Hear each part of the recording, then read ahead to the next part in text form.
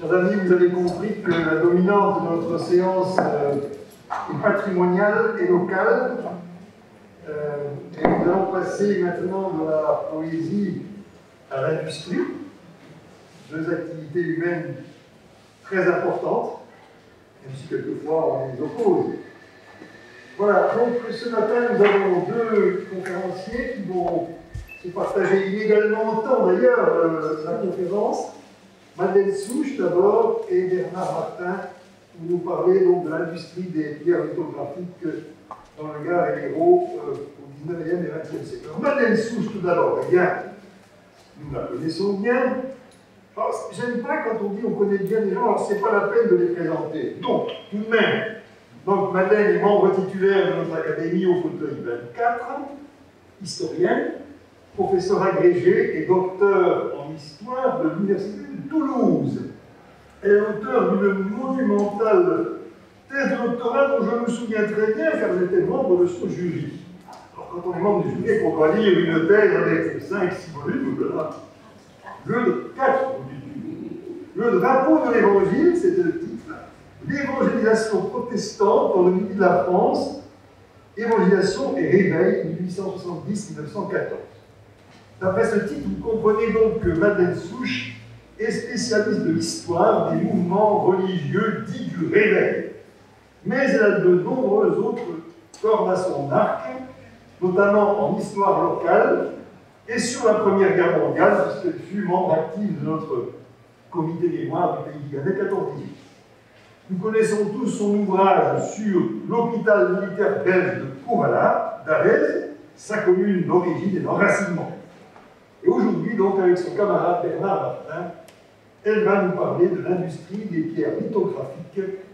Ils ont tous deux écrit ce livre qui est à l'écran, dont vous pourrez d'ailleurs acquérir un exemplaire à la fin de la séance, parce que je crois qu'il est maintenant rare, on le trouve. Non, Sur Internet, ils disent que c'est indisponible. Alors, ah bon, parce qu'il y a eu une réédition. ah, maintenant, alors, Internet est pas. Maintenant, je vous présente M. Bernard Martin, donc un conférencier invité, comme nous avons le plaisir de les recevoir aussi chaque fois que nous pouvons. Bernard Martin est un instituteur. Madeleine m'a dit qu'il n'aimait pas qu'on dise professeur des écoles. Tout à fait. Donc, instituteur de la République, je suppose, n'est-ce pas? À 100%. À 100%. Nous sommes des républicains, c'est-à-dire. Originaire de Gorgnès. Donc, conférencier invité de notre académie. Donc, je qualifie M. Bernard Martin, que je ne connaissais pas, j'ai le plaisir de rencontrer pour la première fois ce matin, comme chercheur en histoire locale. Voilà. Chercheur en histoire locale. Vous avez fait des travaux sur la famille Gounel, originaire de Gorgnès, une famille bien connue dans notre région, à Granges, à Mondagou, à Oressas, à Montpellier. Vous êtes aussi collectionneur de cartes postales anciennes. Bref, vous êtes la personne qu'il faut connaître et interroger quand on veut raviver la mémoire de notre région des Cévennes méridionales. C'est donc Madeleine qui va commencer en nous parlant de l'industrie des pierres lithographiques sur le cause de monde entier, puis Bernard Martin traitera le même sujet à Gorgnès. Je vous explique pourquoi nous avons fait ce travail ensemble. J'avais commencé, étant à Arès, à m'intéresser aux pierres lithographiques à partir d'Arès et de l'usine d'Arès. Voilà. Et ensuite, eh bien, on m'a dit, mais tu devrais regarder de l'autre plus bas, tu devrais regarder à Ganges. Et à ce moment-là, donc, je suis allée à Gorgnès, et Madame la maire m'a dit, mais Monsieur Bernard Martin a travaillé sur Gorgnès. Et grâce à Madame la maire, je suis entrée en contact avec Monsieur Martin, qui avait beaucoup travaillé sur Gorgnès, et nous avons décidé de joindre ces travaux de façon à faire un ouvrage qui permette de voir l'exploitation et l'industrie de ces pierres lithographiques successivement dans le temps, depuis le 19e siècle jusqu'au 20e siècle. Alors je vous parlerai rapidement de la partie sur le corse de Montardier, et M. Martin, qui a de bien meilleures photos que moi, vous présentera la partie des Euzes et la partie de Gorgnès avec une vidéoconférence. Voilà, le diaporama. Voilà. Alors, rapidement, je vous rappelle que le procédé de la lithographie a été mis au point par un Tchèque qui s'appelait Adonis Steinefeld en 1796. Alors, la lithographie, c'est l'art de dessiner avec un corps gras sur une pierre calcaire. C'est un procédé qui est révolutionnaire à l'époque et qui a permis de multiplier les impressions. Et on peut dire que la pierre lithographique a été la pierre à tout imprimer au XIXe siècle. Et la pierre lithographique par excellence était la pierre de Bavière, près de Munich. Et en France, on s'est mis bien sûr à chercher des pierres lithographiques. Il y avait une société qui s'appelait la Société d'encouragement pour l'industrie nationale, qui à partir des années 1870 a multiplié les actions dans les pays calcaires pour découvrir des carrières dans lesquelles il y avait des pierres lithographiques. Et c'est ainsi que les carrières du poste de Montardier de Landas ont été exploitées à partir de 1841. Voilà, peut-être que vous pouvez montrer la première image. Peut-être que ici. Voilà. Alors ça, ce n'est pas une carte actuelle, c'est la carte qui était dans l'ouvrage qu'a fait le fils d'un des premiers exploitants de ces pierres, qui s'appelait Donadi. Et donc, il a dressé cette carte qui montre les carrières du poste de Montardier, Donadieu, pardon. Alors, c'est le premier qui a exploité ces pierres à partir de 1841 et je vous avais présenté, il y a quelques années, les efforts faits par deux auteurs, deux industriels qui avaient créé une start-up, on ne disait pas le terme à l'époque, mais c'est ce qu'ils avaient tenté de faire, qui étaient donc les frères Alfred et Léon Sabric, qui étaient d'Aulas. Mais celui qui a réussi dans l'exploitation de ces carrières, c'est Auguste Guy, qui est né à Molière, qui s'est installé à Avès avec son gendre qui s'appelait Alfred Merle. Et donc, nous avons des plans qui ont été conservés de la Crouzette, puisqu'ils se sont installés à l'entrée d'Avès, en venant de Bombardier. Et ils ont bien réussi. Et l'omniprésence de l'utilisation de la lithographie amène les entreprises parisiennes, ceux qui font les encres, ceux qui font les machines à imprimer, à s'intéresser aux pierres du Cos. Et elles sont donc ces entreprises entrées en contact avec Guy et son gendre Merle, et en fait, les biens d'exploitation ont passé entre leurs mains. Donc, la seconde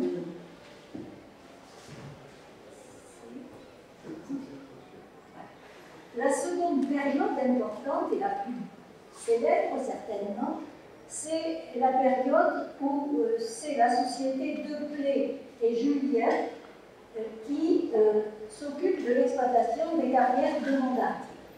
Alors, c'est une société qui a fait de gros investissements, elle a même obtenu un prêt à l'industrie, dont on a retrouvé la trace dans les archives nationales. Et les pierres sont descendues du Cos par Charrois, de Bœuf, bien sûr, et travaillaient avec l'eau de la Glèbe à la Crouzette. Et vous avez là, on voit leur magasin à Paris. Les photographes ne cherchaient pas à photographier Deplay et Julien, mais c'est la rue de l'Institut. À Paris, c'est 8 rue de Seine, c'est-à-dire que pour photographier l'Institut, qui doit être au fond, ils ont en fait photographié le magasin de Julien et de Deplay que vous voyez sur la droite. Et surtout, cette pierre permet des œuvres monumentales, la plus grande du monde d'ailleurs, 2,35 m sur 1,35 m, voilà la taille de la plus grande pierre, c'est un portrait en pied de Napoléon III. Et on trouve même dans des journaux américains des descriptions de cette œuvre. Cette société florissante qui est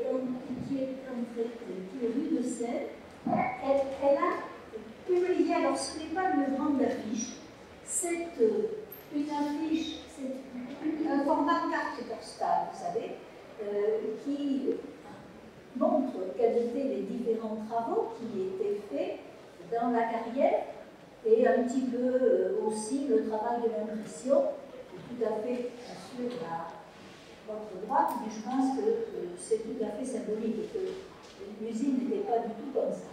Cette petite carte postale, elle était sur Internet et elle appartenait à un Américain qui m'a bien autorisé à l'utiliser, ce que j'ai fait parce que c'est la seule photographie, la seule image en couleur que j'ai pu trouver de cette carte.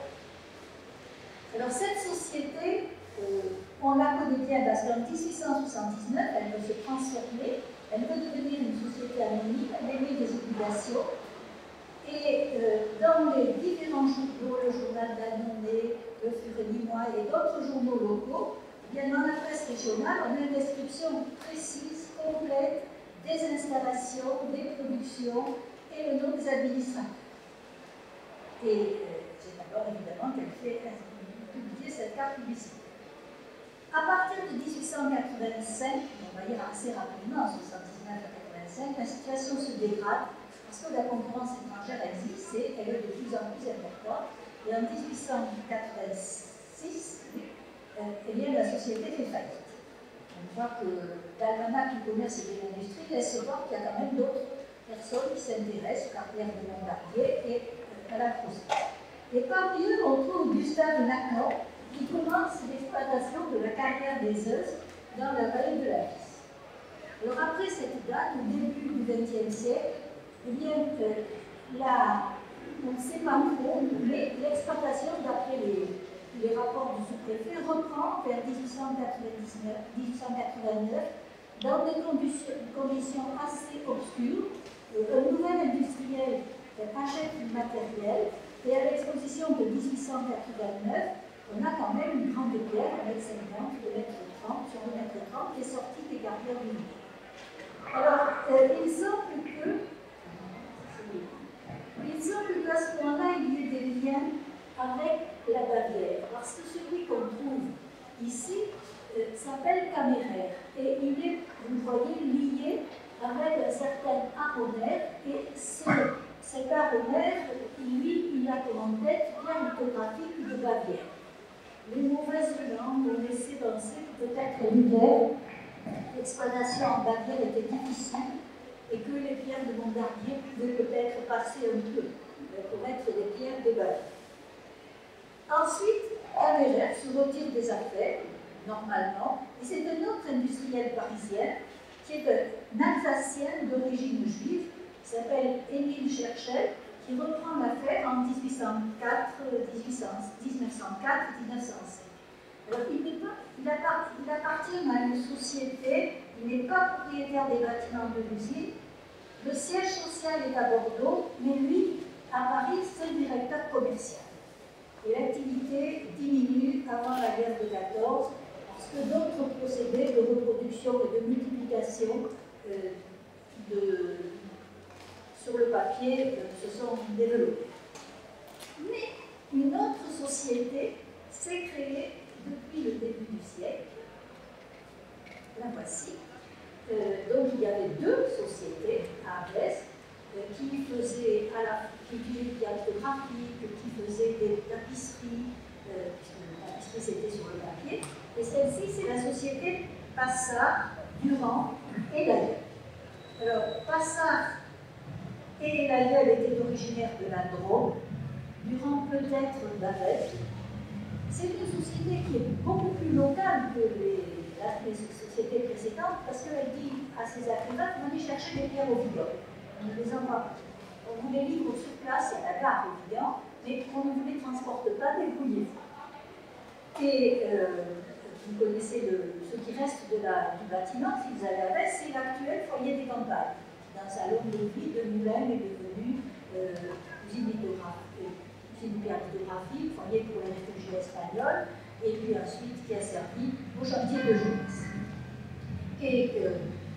Laïeul est un personnage important localement, puisqu'il est maire en 1912, et les nouveaux procédés et la guerre accroissent les difficultés. Madame Gerchel prend la direction de musique, puisque son mari est mobilisé et son travail est évident. La guerre permet une petite embellie de courte durée, et après ça, c'est une vraie décadence. Plusieurs sociétés veulent s'intéresser aux pièces Pierre Vicos. En 1929, le Sénat dit la création d'une nouvelle société dont je ne trouve aucune trace sinon dans la presse, et elle fait faillite en 1930. L'exploitation est beaucoup plus importante à ce moment-là, depuis le début du siècle, du côté de la vallée de l'Est.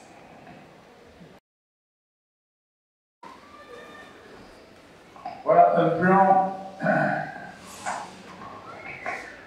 de la vallée de la Lys avec la départementale 25, que vous connaissez certainement, qui passe par Gorgnès et qui arrive ici à Saint-Laurent-Minier.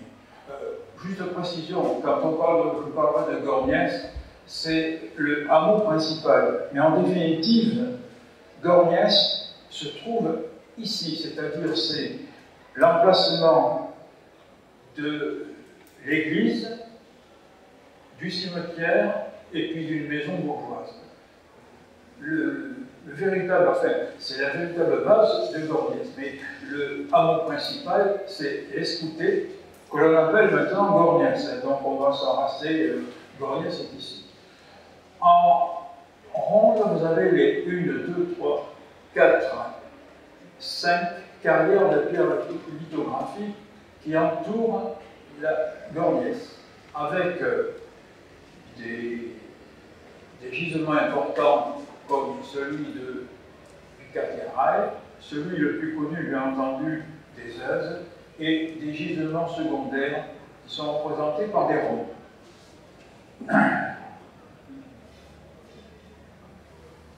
On va commencer par la carrière des Euzes. Voilà un plan, enfin une photo, pardon, de la vallée avec Gorgnès qui se trouve ici en bas. Vous reconnaissez en haut le roc blanc, presque 1000 mètres.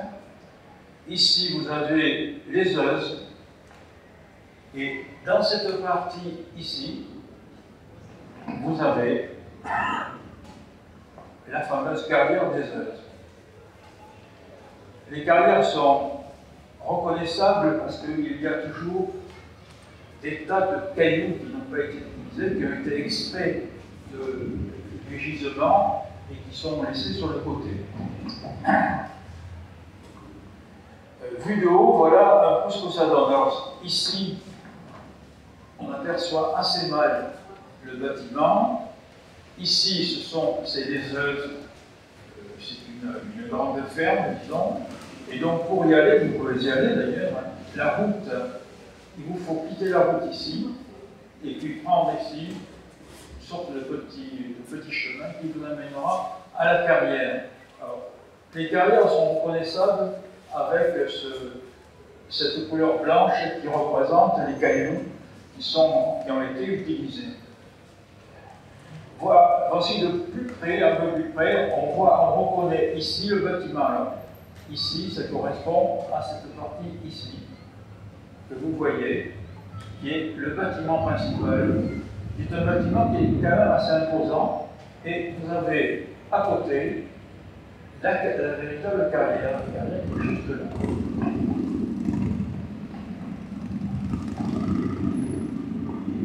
La première référence de cette carrière se trouve en 1860 au concours régional à Montpellier, et dans la catégorie Histoire naturelle, on va voir que M.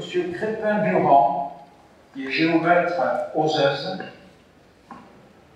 dans la commune de Gorgnès, a présenté 2 pierres lithographiques des carrières du terrain oxfordien de Gorgnès. Et ce monsieur Crépin a été maire de Gorgnès de 1865 à 1871. Ce monsieur a eu 3 enfants. Lucie, qui malheureusement est décédée à combien, 7 ans.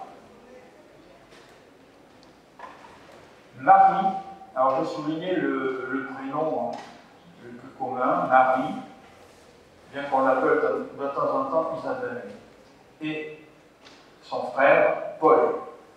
Donc, Pierre, Marie et Paul. Ici, sur le recensement de Gorgnès en 1866, ils habitent aux Euzes, et on voit la composition de la famille avec donc M. Durand. Sa femme s'appelle Saint-Pierre, Madame Saint-Pierre, et puis leurs 3 enfants, Isabelle, Lucie et Paul. Enfin, non. Le décès de M. Crépin-Durand est indiqué à la date du 6 décembre 1871, et il est indiqué ici, il habite à la Compagnie des Euzes, donc sur la commune de Gorgnès. Sa fille, Marie-Isabelle, etc., Durand, va se marier avec un monsieur Lacan. Ce monsieur Lacan habite à Montpellier. Voilà. Voilà. Donc il se marie, et la première référence que j'ai pu trouver date de 1890, disons, entre 90 et... non, 1900, pardon, et 1900, entre 1990 et excusez-moi, 1800, non, je suis paumé là, excusez-moi, enfin, la référence se trouve ici, hein. En haut, on voit ici la référence de ce gisement de Gorgnès. Il est précisé d'ailleurs que c'est à 23 km du Vigan. Donc ce monsieur qui habite à Puigeron va s'occuper de cette carrière pendant quelque temps, mais ce qui m'a paru intéressant, c'est que je trouvais quelque chose de particulier concernant cet Émile Tardieu. Il s'agit d'un tombeau d'un tailleur de pierre et sculpteur à Puigeron. Il s'agit de la tombe de M. Joseph Félicien Tardieu. Et voici cette croix qui est fichée de travers en biais dans un obélisque. C'est quand même assez particulier. Et dans cette partie ici, là on le voit moins bien, mais je vais agrandir, on voit le compas, ici l'équerre, et là la massette. Alors là, je fais appel à vos connaissances. Est-ce que ça vous rappelle quelque chose? Est-ce que... Non? Les compagnons, voilà, moi je pensais à des compagnons, voilà, je pensais que certainement c'est ça. Donc on revient avec Adrien Durand-Touloux, que vous connaissez, sur la vis étrange à Rivière. Elle raconte que en 1892, les époux Lacan, Gaston et Durand-Marie demandent la mise en vente du domaine des Euzes, estimant que le maintien de l'indivision entre les 2 enfants, entre Marie et Paul, alors moi c'est moi qui fais du bruit, est néfaste à sa rentabilité.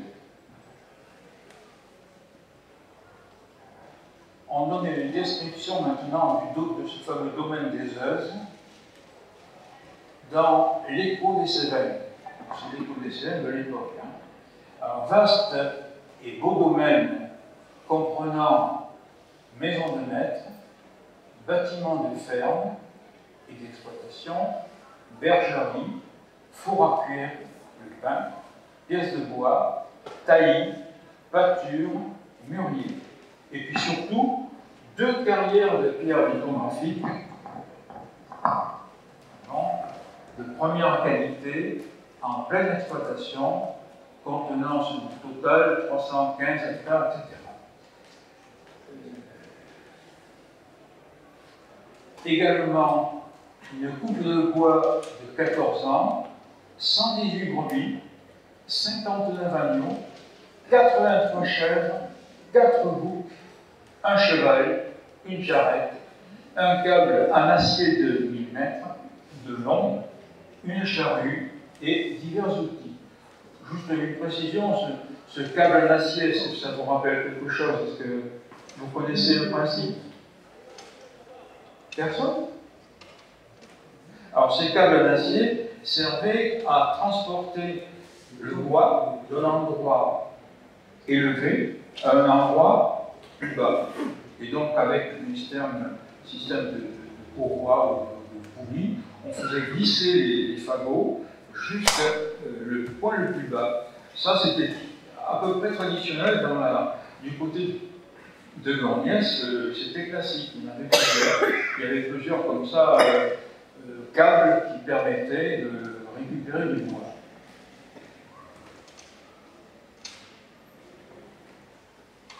La mise à prix était de 20 000 francs et le couple Lacan-Durand emporte l'adjudication qui a lieu au tribunal de Montpellier le 27 juin 1890 pour une somme de 32 000 francs. Alors pourquoi le frère et la sœur ont voulu vendre, peut-être qu'au départ, entre Marie et Paul, il y avait une mésentente, peut-être, enfin, je ne sais pas. Cela n'est pas précisé.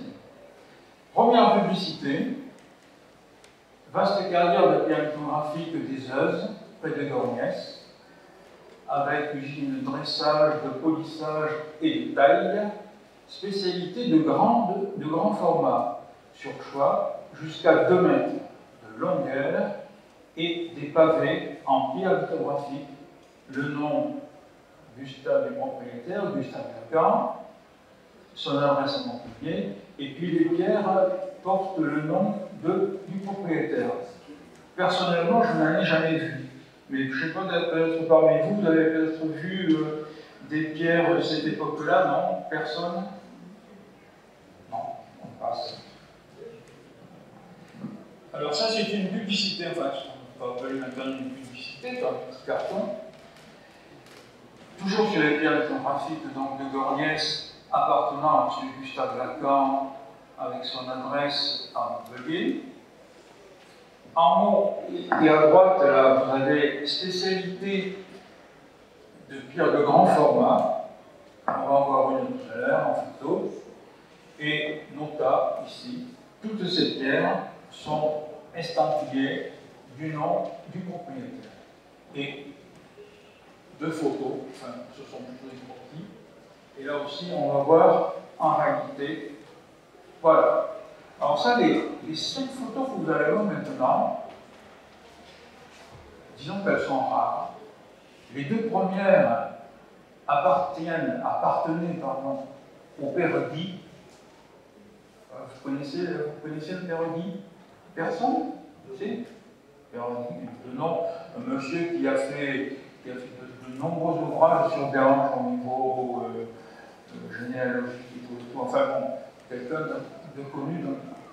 C'est vrai qu'ici on est dans le Gard, et moi je parle de l'Hérault. Je ne sais pas, c'est bizarre, c'est l'antagonisme qu'il y a entre le Gard et l'Hérault. Ça me... Enfin bon, passe. Donc ici, on a donc, cette carrière des Euzes. Elle est intéressante parce que cette photo date environ de 1900. On peut compter le nombre de gens qui travaillent, il y a environ une vingtaine de personnes. Et là surtout, dans cette région-là, je l'ai agrandi. J'ai agrandi cette région. Bon, bien entendu, la photo est moins nette, hein, mais il y a deux choses intéressantes là-dedans. Bon, je veux faire travailler la question. Quelles sont les deux choses qui vous paraissent intéressantes? Pardon? Bah, heureusement. Ça ne m'étonne pas. Non, il n'y a que des hommes, mais il y en a un ici, là. Et ouais, c'est. Alors moi, ici, je le vois un peu mieux, hein, mais c'est vrai que là, vous ne voyez pas. Mais enfin, on voit un ouvrier en train de pousser un chariot sur lequel se trouvent les pierres lithographiques. Hein. Et puis, bon, ça c'est déjà, bon, c'est pour expliquer comment on transportait un petit peu ces pierres lithographiques. Et ici, vous avez un autre, un jeune homme, qui a ici un drôle d'appareil. Alors, je me suis posé la question, peut-être certains connaissent la réponse. Vraiment pas. Alors, moi je pense que c'est un appareil qui permettait de désolidariser la pierre qu'on venait de découper, la soulever, et ensuite, vu le nombre de gens qu'il y a autour, on pouvait la prendre. D'ailleurs, on voit ici, là, une pierre qui a été soulevée, hein, ici, et donc on pouvait ensuite la soulever et la placer sur le chariot. Enfin, je suppose. La deuxième photo montre l'ensemble de cette usine. Donc c'est un bâtiment qui est très très long, entre 50 et 100 mètres, plutôt 100 mètres de longueur que 50. Hein. Maintenant il n'en reste que des ruines, je vous montrerai tout à l'heure. Et là aussi j'ai agrandi juste une petite partie, celle-ci, où l'on voit 3 chevaux qui sont les uns derrière les autres, et puis derrière, ici, regardez la hauteur, enfin un chariot, avec cette roue absolument énorme. Alors, ça servait tout simplement à récupérer les pierres et à les amener et les descendre dans la vallée. Donc ces 2 photos appartenaient au père Guy, et les 3 qui suivent, j'en ai hérité. Alors ces photos, je les ai pendant une bonne dizaine d'années, pour ne pas dire 20 ans. Elles étaient dans un coin, et puis je ne savais pas ce que c'était. Et puis un jour, en allant me balader, j'ai reconnu ici ce petit endroit, une sorte de clocher. Et je me suis dit, mais oui, bien entendu, je suis aux œuvres. Parce que les œuvres actuellement, il n'y a plus rien. Enfin, du moins, vous allez voir tout à l'heure, tout était roulé. C'est vraiment pas comme maintenant, comme sur cette photo. On voit d'ailleurs ici l'arrivée des rails. Hein. On a vu le départ tout à l'heure, là on va l'arrivée. Et ici, autre photo, très animée, mais enfin elle est intéressante, hein, qui montre l'intérieur de cette usine, avec une croix là-bas. Alors je suppose que c'est quelqu'un de ma famille, mais je ne sais pas qui, point d'interrogation. On voit ici les pierres qui sont poncées, qui sont, je pense, découpées également. Et là, il y a une dizaine de personnes qui travaillent dans cet atelier, qui est très grand. Oui?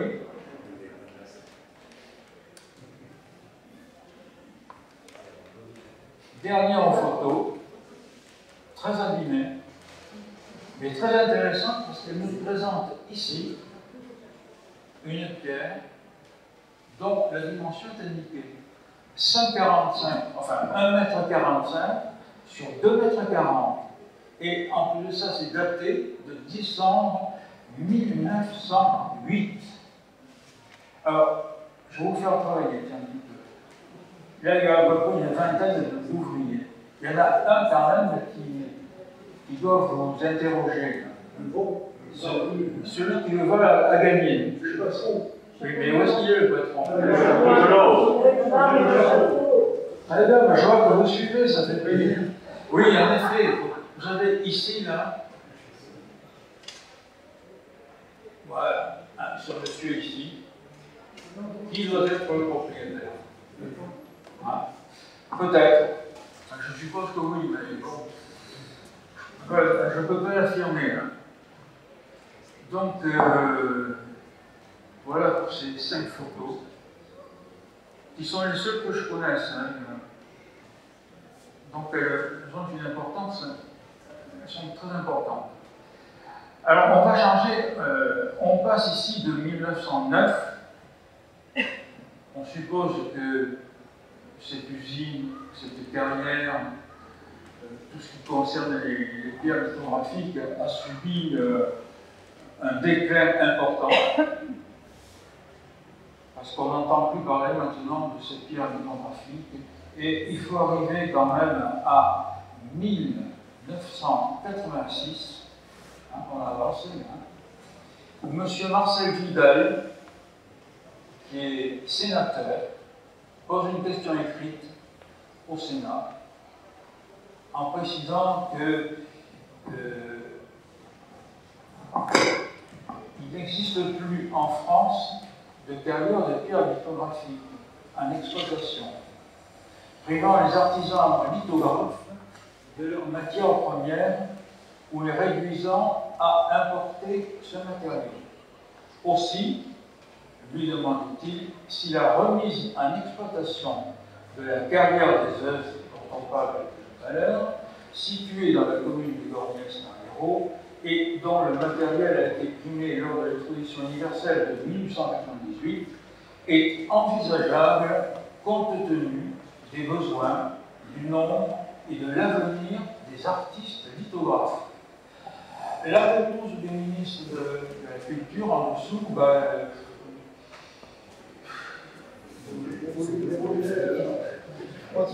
avant les Anglais. D'accord. Okay. Donc, le ministre, il botte en touche, comme on dit, hein, il faut faire des études. Voilà.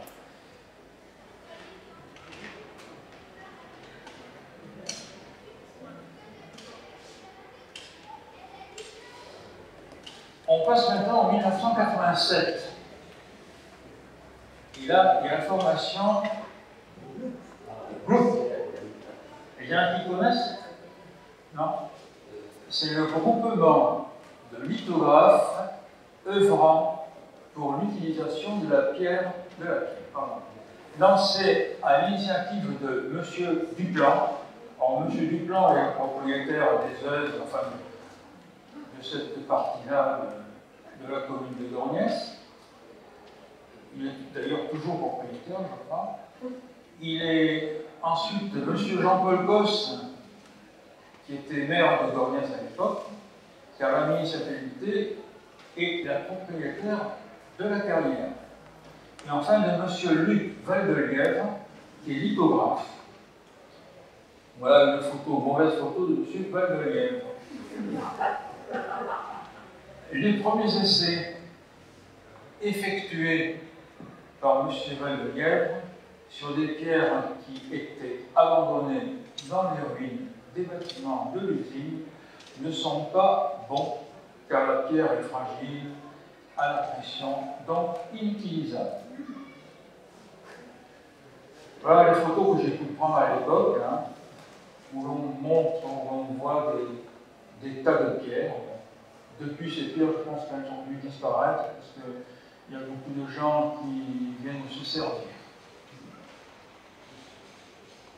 La qualité très moyenne des couches supérieures de la carrière ont obligé M. Valdelièvre à descendre jusqu'à 1,50 m sous le niveau laissé par l'ancienne carrière. Pour trouver des pierres de bonne qualité, c'est ainsi qu'une vingtaine de pierres ont pu être extraites du format Jésus, 60/80, au format plus grand, 120/160. Ça fait quand même des pierres qui sont très lourdes. Hein. On voit ici M. Valdelièvre en train de travailler dans la carrière.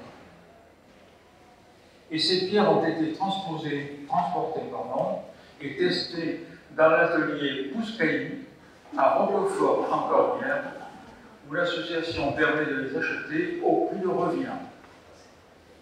Ce prix de revient, je peux l'avoir.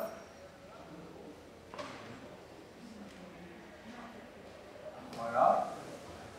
Alors, c'est 1 euro parce que je ne sais pas. Bon, à l'époque, on était en francs. Hein. Donc, le format coquille à 120 euros.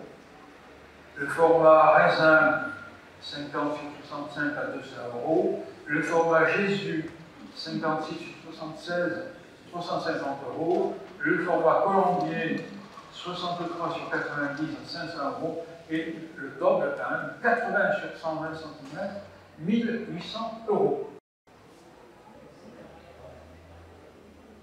Et la continuité de cette association n'a pas été possible. D'abord, parce que les techniques modernes ont évolué. Le marché de la lithographie s'est affaissé, disons. Et il faut savoir qu'une pierre lithographique ne sert pas qu'une seule fois. Hein, elle peut servir des dizaines et des dizaines de fois. Donc, les lithographes qui utilisent ce procédé n'achètent pas toutes les semaines une pierre lithographique. Et enfin, surtout, et malheureusement pour lui, le décès prématuré en 1999 de M. Luc Valdevier. Alors, vous avez vu à peu près l'état de l'usine à l'époque où elle fonctionnait. Maintenant, on voyait son état actuel. Là, il y a des cailloux, mais bon, ça, c'est. On voit très bien quand même que la carrière se trouve ici derrière. Hein. Donc là, ça sont des cailloux qui ont été extraits, qui n'ont pas servi. Les résidus. Pardon? Les résidus. Oui. Voilà de loin un petit peu ce que ça donne, avec encore un pan de mur ici du bâtiment. Voilà le. Ça n'a pas changé. Hein. Voilà les gens de Gorniès et d'ailleurs, venaient se servir en pierre. Les pierres étaient empruntées. Voilà encore un pan de mur qui reste debout. Je n'y suis pas retourné depuis quelques années, donc je ne sais pas si ce mur est encore en place. Ça m'étonnerait parce que bon, il n'y a rien qui le soutient. Et ici, là, il y avait un escalier magnifique, avec des jolies pierres, et ça a été saccagé, les gens ont cassé pour récupérer les morceaux de pierre. On a jusqu'à quelle heure, monsieur? Combien? 10 minutes, bon, c'est bon, alors je fais vite. Bon, je continue. Ici, c'est toujours. Et là, il y a. Non, c'est pas une piscine olympique, hein. Ce sont deux. C'était l'eau qui devait servir, je pense, aux machines. Et alors, on a placé. C'est relativement récent, là et là. La municipalité est obligée de combler, disons, un tout petit peu le côté de ces grands bacs, de ces piscines, parce que des bêtes, notamment des sangliers, se noyaient. Donc, pour leur permettre de repartir, de sortir de là. Et nous avons même un artiste qui est venu faire un magnifique dessin. Deuxième carrière, la carrière du commandant. Alors je me rappelle que là nous étions ici, hein, là nous allons là. Alors pourquoi carrière du commandant? Point d'interrogation. Parce que il y avait paraît-il un commandant qui habitait dans le coin. Si vous avez ici la route, je pense que vous pouvez la départementale qui permet d'aller de Saint-Laurent à Gorgnès, de Ganges, etc. Ici, vous avez la vis et la passerelle du commandant. Le bâtiment, le commandant étant ici, bien entendu. Et vous pouvez voir ici la carrière avec ce tas de pierres et ici le plan incliné qui permettait aux pierres d'être acheminées, d'arriver ici en bordure de la vis, et ensuite il y avait ici une passerelle qui permettait de traverser. Voilà, vu de haut, ce que ça donne, hein, avec ce que nous avons vu là. Alors je cherche un autre. Je ne sais pas si vous la reconnaissez. Voilà, c'est vraiment de mauvaise qualité. Mais si, on la voit ici. On voit ici la descente. Hein. Donc la carrière était ici, la descente, et puis on traversait ici. On va maintenant aller de l'autre côté de la route, voir la carrière de la Sierra, qui est vraiment de l'autre côté de cette carrière du commandant. Alors, on reprend un petit peu, la carrière ici, et la carrière du commandant, enfin de la Sierra, pardon, se trouve juste à l'opposé et à peu près au milieu. À un moment donné, il y a une, je vais vous montrer dans un instant, il y a une route qui descend et qui croise cette descente par où passaient les pierres lithographiques. Là, j'ai retrouvé une lettre des carrières de la Sérane. Le propriétaire était le docteur Dussel. Et donc, cette lettre, qui a été imprimée sur une pierre lithographique, est d'une qualité, une très très belle qualité. C'est là qu'on se rend compte un petit peu de la qualité de ces impressions sur les pierres lithographiques. Donc là, c'est beaucoup plus net. Vous avez la carrière, avec tous ces cailloux, la descente. Et tout à l'heure, ce petit sentier, nous sommes passés ici, dessous. Hein, nous sommes passés dessous. Et ici, donc, on arrive en bas, à proximité de la route. Autre carrière, plus importante, la carrière du cathédrale.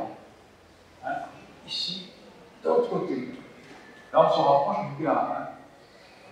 Le Puy d'Anjou. Et la carrière, on l'aperçoit vaguement sur cette photo. Hein. Elle est indiquée ici.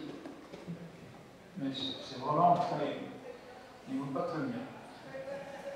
Toujours avec ces photos aériennes, on voit beaucoup mieux. C'est toujours le même principe. Hein. Vous avez la carrière qui est ici, avec les cailloux qui n'ont pas été utilisés, la descente, et puis à partir de là, les pierres arrivaient ici, et là vous aviez un chemin qui permettait de porter les pierres lithographiques en bas dans la vallée. Je trouve que mon grand-père, Salomon Martin, qui habitait à Gorgnès et qui était cafetier, s'est occupé, au moins une fois, de ces pierres lithographiques en 1909, et je pense que c'était la fin de l'exploitation, car dans cette lettre, on lui demande de faire un peu le ménage. Donc je pense que c'était la fin, d'ailleurs ça correspond à peu près, 1909, ça correspond à peu près à l'arrêt de toutes ces carrières de pierres lithographiques dans la région de Gorgnès.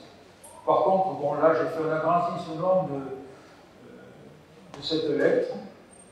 Alors, carrière à l'Escoutet, là, cette fois-ci, on n'a pas mis Gorgnès, mais l'Escoutet, c'est le hameau. Et les usines à Soudaïrol, qui est également un hameau de Gorgnès. Je me suis amusé à faire un petit tour. Donc, ces pierres ont obtenu une médaille d'or à Lille en 1902. Médaille d'or à Saint-Louis en 1904, aux États-Unis. Médaille d'or à Nantes en 1904. Et médaille d'or à Marseille en 1906. Au journal officiel de mars 1906, et dans la catégorie mérite agricole, on voit que M. Serre-Jean, directeur de la Société des pierres lithographiques du Cartéral, commune de Gorgnès, ancien chef de service des travaux d'irrigation du canal de Montbéliard à la Haute-Saône, lauréat d'une médaille, on vient de le voir, d'or à l'exposition de Saint-Louis. Donc il reçoit le mérite agricole. Et voici bon, la composition de sa famille. Ce qui est intéressant, c'est ce qui est marqué ici. On le voit très mal, mais je l'ai reproduit. Donc, directeur des carrières de pierre lithographique du Cartéral et employé chez M. Delahaye, qui lui est le propriétaire des carrières. On arrive à la société Sadex, c'est toujours au même endroit, mais ce n'est pas la même époque. Car ici, nous sommes en 1929. Donc la vente des carrières lithographiques et d'un immeuble à Gorgnès. 70 000 francs, je pense que c'est pour la carrière. 15 000 francs, je pense que c'est pour l'habitation, disons. Et donc, c'est la formation d'une société, la société Sadex, qui donc va exploiter les gisements du Cartéral, que nous venons de voir. Bien entendu, il propose des actions de 500 francs. Et là, je laisse la parole à M. Robert Vaquier, secrétaire général adjoint de la section héros du club Sevenoé. Il nous dit que cette société Sadex, en 1929, a remis en état les carrières de Gorgnès, du Cartéral et de Souteyrols, ainsi que l'usine de polissage située non loin de Souteyrols, où une nouvelle turbine de 90 chevaux est mise en place. Donc c'est une société qui a investi de l'argent, pas mal d'argent. Cette société anonyme avait son siège à Paris et des bureaux à Londres, à New York, à Amsterdam. Les dalles descendues à l'aide de plans inclinés, on a vu tout à l'heure, étaient polies à l'usine de Souteyrols et expédiées par la gare de Ganges. L'extraction se faisait au printemps et en automne. Les pierres brutes reposaient 3 à 4 semaines dans un dépôt dit de séchage. Ensuite, on sciait des plaques de 4 cm et demi d'épaisseur avec de l'eau et du sable. Une bonne pierre lithographique devait avoir 8 à 10 cm d'épaisseur. Il était donc nécessaire, pour éviter la casse, de la doubler avec une autre pierre, dite pierre de tonnerre. Ces pierres lithographiques étaient utilisées dans l'imprimerie comme revêtement du mur, comme marche d'escalier, comme pour le carrelage. Et il semble que l'extraction est correspondue à 200 à 250 m3. Ce cubage ne représentait à l'époque que 15 à 20% de la consommation française. Il semble que, il y a beaucoup de il semble que, parce qu'il y a, malheureusement, il n'y a aucune chose affirmative, et aucune référence. Il semble que cette industrie ait succombé à la concurrence allemande et à la substitution dans l'imprimerie de machines à grande vitesse fabriquées à l'étranger et qui employaient le zinc.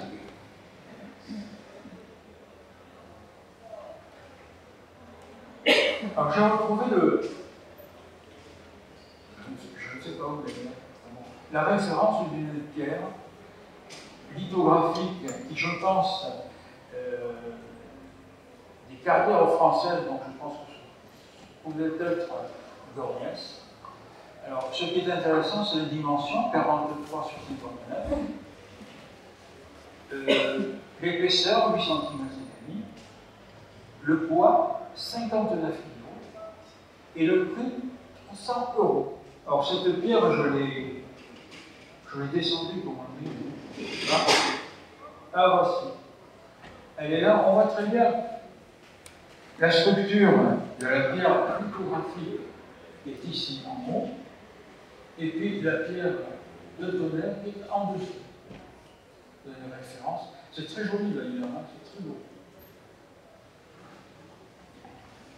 Le prix me paraît 300 € sont pas très cher.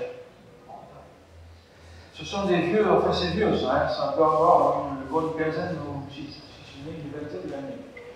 Alors ici nous sommes à Gornès toujours, et à Souteyrolles, où sur le côté ici à droite, on ne le voit pas, on va le voir dans un instant, se trouvait, hein, vous avez Souteyrolles qui est ici, là. Ici vous avez une carrière et une descente également, ici, que l'on va voir de plus près si les sons sont bons. Adrien Durand-Toulouse, dans son bouquin, a sorti une photo de l'atelier de politisage des biens ethnographiques de Souteyrolles. Bon, bien entendu, maintenant tout ça c'est abandonné, c'est plus rien. Les murs, je crois que les murs sont partis également. Ouais, non. Voilà à nouveau Souteyrolles, avec le pont, ici, il y a un petit pont. Quand on passe, on prend cette route-là, hein, départementale, et on passe à côté, mais on voit, on peut avoir ce pont de la route. Hein. Par contre, ici, la carrière, et ici, une descente, que je vais vous montrer, parce que de la route, on peut la voir. Voilà ce qui reste de cette fameuse descente qui permettait aux pierres d'être descendues jusqu'à l'atelier. Et ici, vous avez, de ce côté-là ici, le reste de cet atelier. La société Salex, malheureusement, a fait faillite en 1934. Donc ça a été l'arrêt un petit peu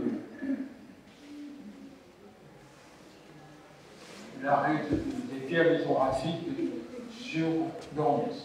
Bon, là, je vous ai indiqué toutes les références, parce que, bon, j'ai quelques informations, quelques documents, quelques photos, mais le restant, ben, on peut le trouver chez nous, des vidéos, de GHP, Gérard Lénaud, c'est quelqu'un qui a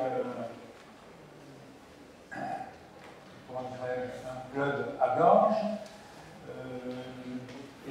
et le photo du Périgny également, mais malheureusement il est décédé ce monsieur.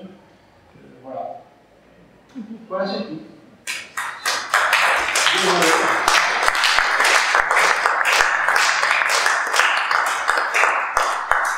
Si vous avez des questions, mais bon, je vais essayer d'y répondre, hein, mais c'est pas sûr. Voilà, merci Mathèse Souche et M. Martin pour ce parcours dans la richesse du patrimoine minier de notre région. Il n'en reste malheureusement que des vestiges, mais c'est l'occasion peut-être de mieux connaître cette histoire. Alors il y a deux bras qui sont levés. Madame Delabarre, je vous écoute, et puis ensuite M. Tessipro. Pas trop compliqué les questions, on vous écoute. Je voulais peut-être avoir quelques précisions sur l'utilisation et les réalisations. Vous avez raconté comment les sociétés ont évolué, mais il y avait cette pierre lithographique qu'en faisait-on? Vous avez évoqué à un moment des escaliers, ça a beaucoup servi dans l'art. Voilà, oui. Principalement c'est ça. Madeleine, tu peux le dire là s'il te plaît? Parce que la pierre lithographique a une grosse importance dans l'art. Donc voilà, quelques précisions peut-être. Merci. On va prendre une autre question dans le micro. Vous nous avez raconté de façon très brillante l'histoire de la naissance, la vie et la mort d'une industrie. Laquelle industrie, comme toujours, n'est toujours pas morte, il en reste encore quelques bribes et un petit semblant d'activité. Je voudrais faire le parallèle dans ce temps-là avec l'histoire de l'industrie photographique. 1827, Niepce et Daguerre inventent la photographie sur plaque. Autour de 1900, le géant mondial de la plaque photographique s'appelle Guy Minot et il est français. Entre-temps, cette industrie a littéralement assassiné le métier du peintre portraitiste, qui était florissant au XIXe siècle, mais qui n'a pas tout à fait disparu. À ce moment-là, autour de 1900, un inventeur tchèque, qui s'appelait George Eastman, invente le film photographique et propose son invention à Guy Minot. Guy Minot le laisse partir en le couvrant ridicule, en lui disant que ce sera peut-être au mieux un jouet pour les enfants, mais que les photographes ne s'intéresseront jamais aux photographies. Il crée la société Kodak. Et Kodak, qui a été pendant des décennies le géant mondial du film photo, vient d'annoncer tout récemment qu'ils abandonnaient définitivement le marché du film photographique, mais ils ne disparaissent pas. Ils vont se spécialiser dans les applications du film pour la médecine et l'équipement médical. Voilà la fin de mon intervention. Donc ce n'est pas la concurrence allemande qui a tué la photographie, c'est la structure du marché. Oui, tout à fait. Alors, on prend les autres questions, on prend les 3 questions. Moi, c'est rapide. Est-ce qu'au musée du Cévenol, il y a une évocation de ce qui est. Oui, je l'ai pas vu. Alors, je pense pas. Si, moi j'ai pris des lettres. J'ai pris des lettres que devait avoir donné, je pense, Madame Tessier-Dupont, et qui étaient des lettres qui montraient le commerce qui se faisait entre ces pierres et on cherchait un marché en Inde. Il y avait 3 lettres dans une étude que j'ai eu du mal à faire retourner. Voilà, alors il y a 3 questions. La question de là-bas sur l'usage des pierres lithographiques. Est-ce que vous pouvez redonner un petit peu un paysage de différents usages? Il y a l'imprimerie, bien sûr, mais les autres usages artistiques, etc. Et Actuellement, on en fait plus rien. je ne sais pas, je pense qu'il y a quand même toujours des lithographes qui continuent à utiliser. Parce qu'il faut bien comprendre que les pierres lithographiques ne sudent pas en définitive. Donc, c'est presque indéfiniment qu'on peut faire, qu'on peut tirer sur les pierres lithographiques. Donc, par contre, c'est vrai que c'est peut-être de moins en moins utilisé. Parce que maintenant, n'importe qui, une photo, un truc, c'est beaucoup plus rapide. C'est plutôt réservé à tout ce qui est artistique, à tout ce qui est créateur, à ce niveau-là. Et ça, c'est bien tout. Vous avez vu des factures, il y avait des étiquettes, les vins de Bordeaux, puis les vins, ça faisait, je ne sais plus, dans les archives de Toulouse, j'ai trouvé des papiers qui étaient remarquables, qui étaient glacés, qui avaient été imprimés sur les pierres lithographiques de la Crouzette. Ça servait pour faire des papiers peints, puisqu'on tapissait. Il fallait des papiers peints pour les pierres. Mais après, il y a eu d'autres produits. Il y a eu la concurrence par moment, parce qu'il n'y a pas eu de Bavarois, mais après, on s'est mis à chercher des pierres lithographiques en Espagne, mais il y a eu d'autres produits. D'ailleurs, en France, il y avait d'autres lieux de production que chez nous. Les nôtres étaient les plus grands. On peut dire que c'était remarquable que chaque fois, il y avait eu quand même un portrait de Victoria qui avait été présenté à l'exposition de Crystal Palace, la première exposition universelle. Il y a eu ce portrait de Napoléon III, et puis on a eu de très très grandes pierres. Mais quant à la situation actuelle, alors Pouscaillou n'est pas tout à fait mort. C'est compliqué. Pouscaillou, j'ai eu la femme de Bienne. Alors lui, il est mort bizarrement, hein, mais sa fille a gardé, donc c'est un record des pierres, sa fille a gardé énormément de documents qui datent de l'époque de son père. Ce sont des gens qui sont à Narbonne et il lui arrive de faire une présentation des dessins. Là, effectivement, ce sont des dessins d'art qui ont été faits sur une pierre lithographique que ce pauvre Luc Valdelière est venu essayer d'exploiter poseuse. Et pour tout vous dire, il y a même autre chose. J'ai rencontré à Saint-Hippolyte-du-Fort M. Maurice Dumas, que dans le livre je lis à côté d'une belle pierre qu'il était allé essayer d'exploiter. Il a essayé, après ça encore, d'exploiter sur le Corse ces pierres, ça a été plus ou moins vendu pour l'industrie de luxe. Je ne sais pas trop comment, mais il y avait des lettres qui correspondaient à des biens avec des sacs à main. Alors quel est le grand pour Vuitton. Mais le problème à l'heure actuelle, m'a-t-il dit, c'est la remise en état. Parce qu'une carrière, dans les carrières anciennes, on trouve des débris. Encore qu'ils n'ont pas tous été inutilisés, on empirait les routes avec les débris des carrières. Mais maintenant, il faut remettre en état, et ça coûte tellement cher qu'ils ne peuvent plus exploiter.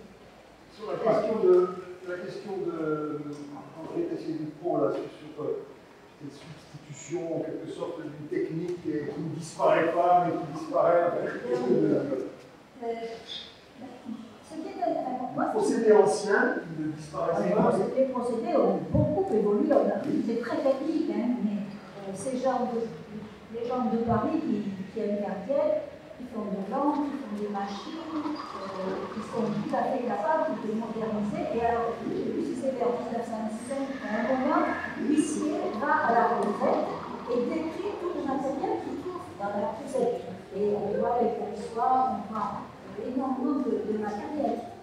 J'ai entendu dire par un artisan lithographe que la lithographie permet beaucoup plus de créativité parce qu'on peut contrôler beaucoup plus de paramètres que dans un procédé mécanique du genre photographique. Et il me semble, Michel Guémec, qui est un spécialiste, me disait que jusque dans les années 60, on avait préféré utiliser la lithographie aux autres procédés pour faire des reproductions très précises de machines, etc. Monsieur Bougier. Les affiches de Toulouse-Lautrec, il semblait que c'était de la lithographie, non? Là, les affiches de Toulouse-Lautrec. Non, j'ai bien compris, mais je n'ai pas cherché à savoir. Je suppose que si nos producteurs avaient produit Toulouse-Lautrec, ils l'auraient dit. Oui, pas cela, mais c'était de la lithographie. Je ne sais pas. Oui, Madame Maillard. Lève-toi qu'on entende. C'est bon. Non, je vais parler fort. Ah bon. Je ne sais pas s'il y a un rapport avec cela, mais quand la cathédrale de Reims a été entreprise la réfection, après l'incendie de la guerre, des pierres lithographiques ont été rachetées et ont probablement, et comment je ne sais pas non plus, employées à la réfection de cette cathédrale. Il est probable que cet exemple de réhabilitation soit utilisé pour la réfection de Notre-Dame de Paris. Nous ne savons absolument rien du suivi de la réhabilitation de cette cathédrale et il est fort probable que de très belles pierres calcaires soient utilisées pour cette réfection. Alors là, je m'avance beaucoup parce que je n'ai pas de preuves. Sinon, les preuves de la réhabilitation de la cathédrale de Reims, dont mon père s'est occupé. Alors, j'avais été en relation avec un Hollandais qui s'était aussi occupé de l'histoire de M. Maurice Daumarin, c'est Daumarin à Saint-Hippolyte, et qui m'avait dit qu'en Hollande, je crois que c'est ou Amsterdam, je ne suis pas sûre de la ville, le pavage était en pierre lithographique. Et c'était quelqu'un qui était dans le milieu des pierres lithographiques, mais je ne suis pas allée sur place. C'est inusable. Ah oui. Maintenant, on ne va pas forcément les chercher au bidon, il y en a ailleurs. Il y a d'autres, voilà. Oui, en fait, au point de vue artistique, c'est toujours un matériau intéressant, contrairement aux autres matériaux, parce que la pierre lithographique prend différemment les couleurs. Donc, les artistes peuvent vraiment bien utiliser ça comme matière, vraiment. Et c'est pour ça que la pierre lithographique est toujours utilisée. Hein. La granulation peut être différente, etc. Et pour répondre à Jean-Pierre Nougier, évidemment, Toulouse-Lautrec a énormément utilisé la pierre lithographique pour ses photos. Donc c'est toujours très utilisé. Comment peut-on faire des choses en couleur? Je ne comprends pas. On peint, on met la peinture. La couleur, blanc. On passe la pierre. Ensuite, on passe des couches de couleur. En fait, ça reste dans le noir, c'est jaune, Et on passe pas partout. Mais là, ça relève d'un travail artistique. Tout à fait, oui. Pas trop d'aparté, s'il vous plaît, pas trop d'aparté. Quand ils ont fait leur petit affiche, je suppose quand même qu'ils se sont servis de pierres lithographiques pour présenter leur pierre lithographique. À l'époque, il n'y avait pas des procédés plus modernes. Oui, les lettres que je vous ai montrées, là, il y en a 3 ou 4, elles ont été tirées sur des pierres lithographiques. Alors c'est dommage que je ne les ai pas apportées, parce que vous auriez pu voir un petit peu la qualité d'impression. C'est magnifique, hein. C'est vraiment magnifique. Hein. Vous disiez aussi que ces sites étaient pillés par les gens. Oh. Est-ce qu'il y a dans les mairies ou dans les départements des mesures de protection, finalement, où tout est à ciel ouvert et chacun est nécessairement? Tout est à ciel ouvert, il y a une route, je voulais vous montrer, et lorsqu'on a besoin de cailloux, de pierres, on sait où se servir. Hein. C'est comme les pyramides. Ah. Est-ce qu'il y a un musée de pierres? Est-ce qu'il y a un musée des pierres lithographiques? Peut-être un livre, pas dans la région. À ma connaissance. Parce que dans la région, c'était très localisé. Ah, oui, tout à fait. Ouais. Cette partie, la Chicose. Ouais. C'est pas le musée de la Maison Rouge. Le musée de la Maison Rouge. Maison Rouge, non, on n'a rien vu de ça. C'est trop loin. Je suis mis au Liban à Maison Rouge. Oui, Jean qui a vu. Pour qu'une pierre soit lithographique, quelles sont ses qualités, ses propriétés? Ah, ça, c'est tout à fait. Les géologues les décrivent avec une précision extrême. Je ne me lancerai pas là-dedans. Hein. C'est de l'oxfordien. Oui, c'est ça, oxfordien. Je crois que ça correspond à 120 000 ans d'années, je crois. Ce sont des gisements particuliers. Ah oui, oui, tout à fait. Oui. Cette espèce de loupe, d'après les géologues de Rome. Ce sont des espèces de loupe, c'était pas toute la carrière. Tout le Corse, c'est pas tout le Corse. C'est du calcaire.